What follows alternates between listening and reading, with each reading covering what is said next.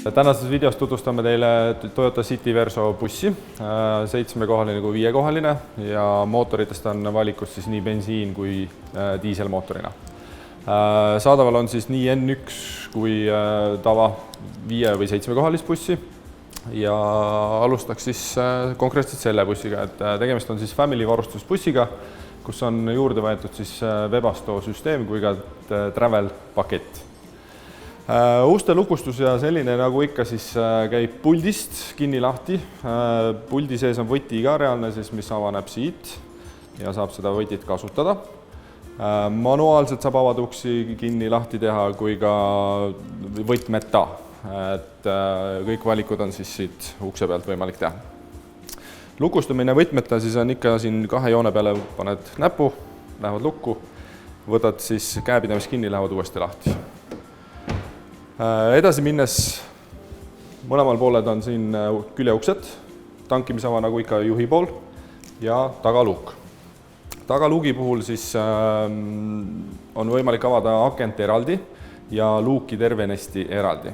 Et akna avamine käib siis põhimõtteliselt siit paremalt poolt, avaneb aken, saab väiksemad asjad sisse visata ja terve luuk avaneb siis siit alt, kus on numbri märk. Pagasiruumi osas siis konkreetselt selles autos on 7 kohta. 7 kohta tähendab seda, et ees on 2 istet, keskel on 3 istet ja taga päris siis pagasiruumis on siis nii-öelda pagasiruumis on siis 2 kohta. Põhimõtteliselt neid istmeid saab kokku klappida, täiesti ära võtta, saab tekitada endale suure pagasiruumi. Varuratas kui selline on põhja all ja varuratta alla laskmine käib siis sellest poldist, et võti on siis juhi istme all. Taga osas siis nii palju veel, et juhul kui istmeid ei kasutata, siis on mõistlik need alla lasta ja kasutada siis pagasiruumi katet. Et ühesõnaga tuleb vähem müra ette salongi.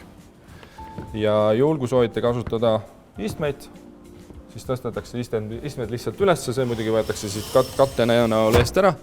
Kate on mõistlik siis tervenisti sealt lahti võtta, paigutada siia taha ja tõsta siis seljatööd üles ja saavad siis inimesed siia taha istuda.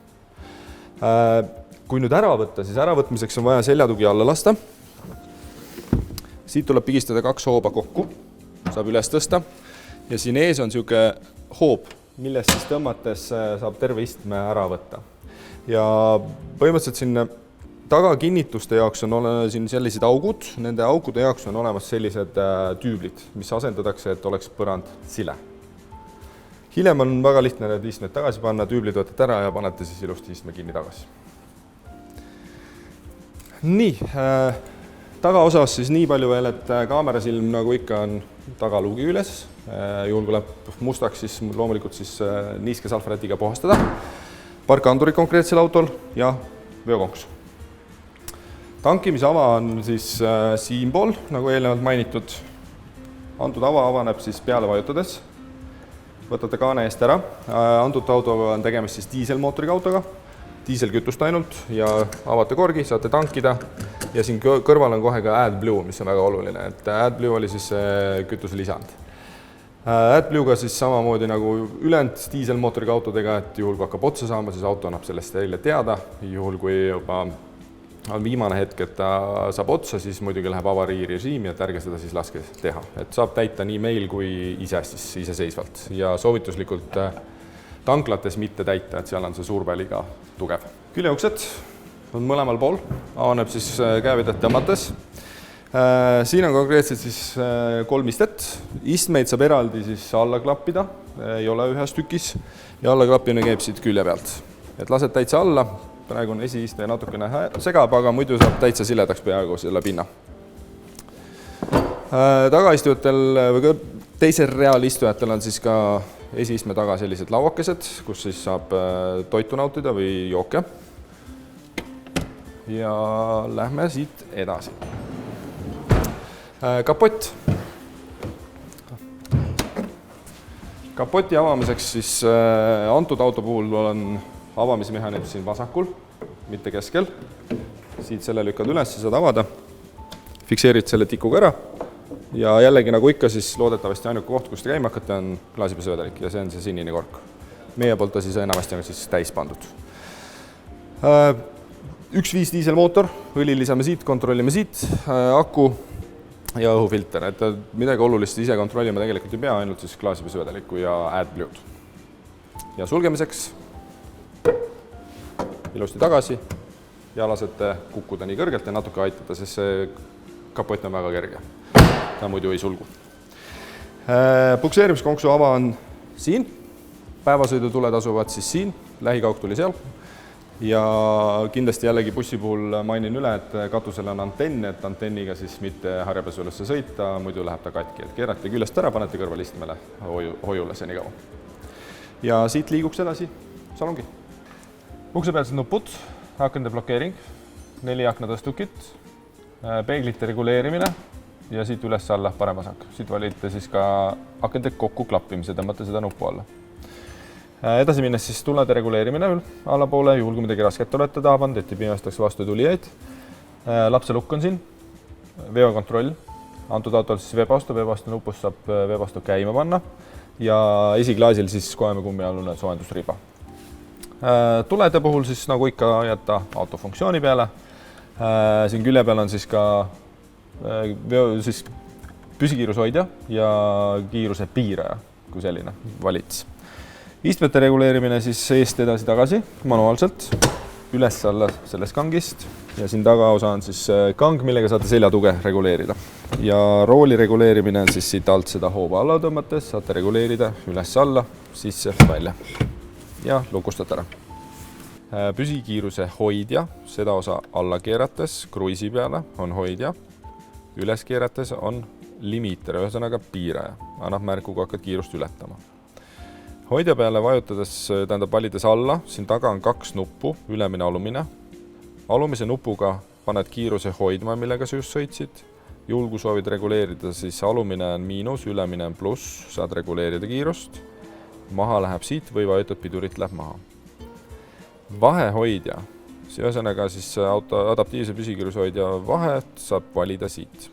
Mis ta siis eesoleva autoga hoiab, pidurdab ja annab gaasi ise. Rooli taga on siis valitsad, manuaalselt käigu ülesse, pluss ja miinus alla valik. Hääl valimine. Siit scrollida saate valikuid seal ekraani peal, kiirus, raja jälgimise pilt, pidurduse kiirendusel mõjuvad jõud ja keskmine kulu siis peale viimast nullimist või hetkekulu. Et siit saab vaadata sellist infot.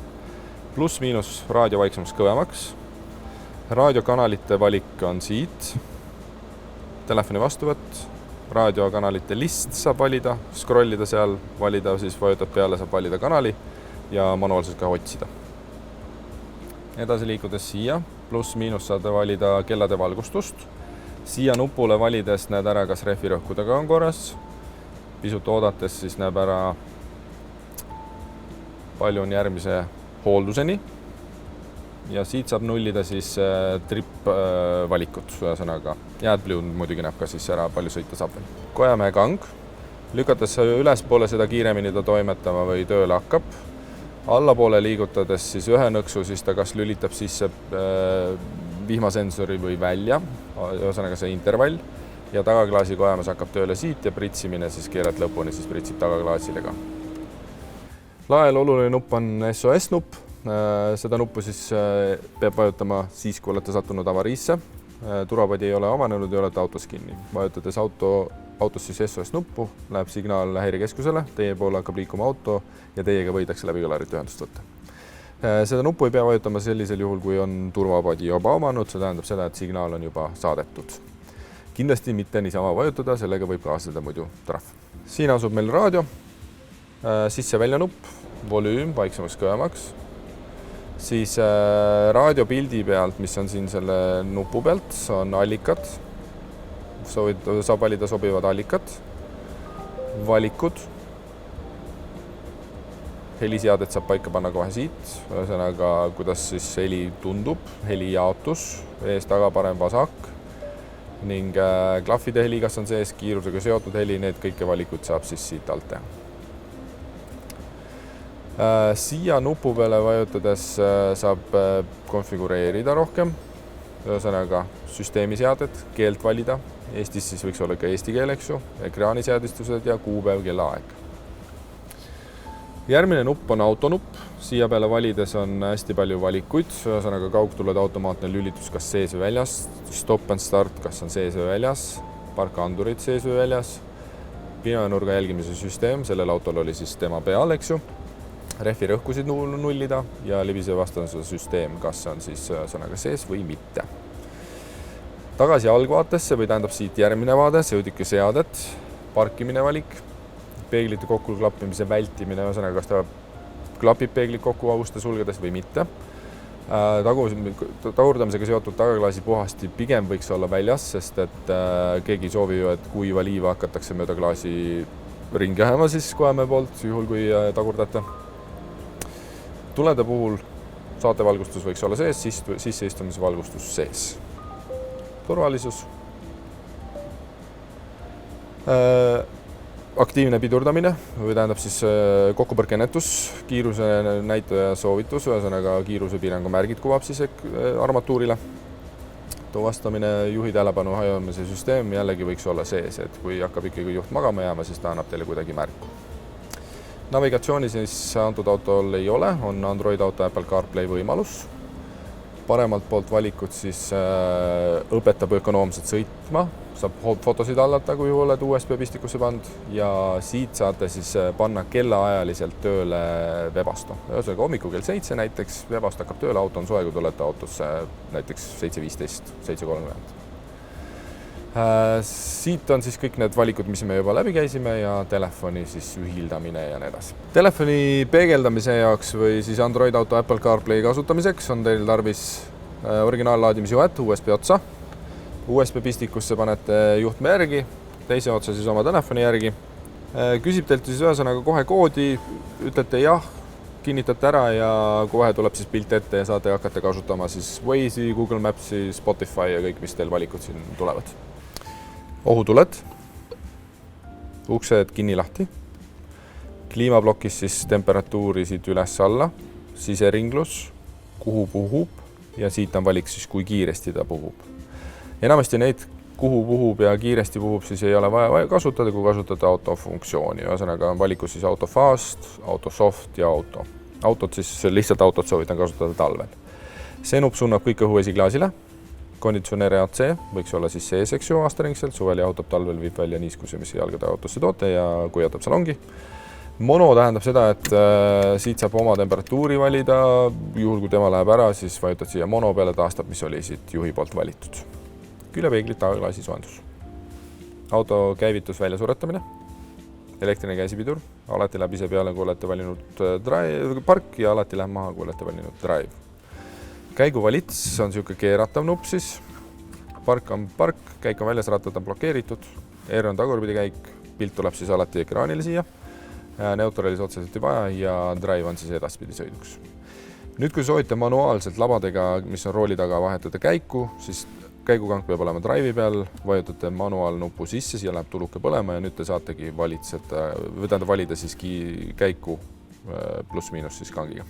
Selles autos hoiustamise võimalusi on palju. Ülesse saab panna dokumendid, väiksemad asjad. Hoiustada saab asju siin ees laekas, siin laekas, kinda laekas ja kindlasti siin keskkonsoolis, kus avades siis saab väga sügavale asju panna ja ära peita.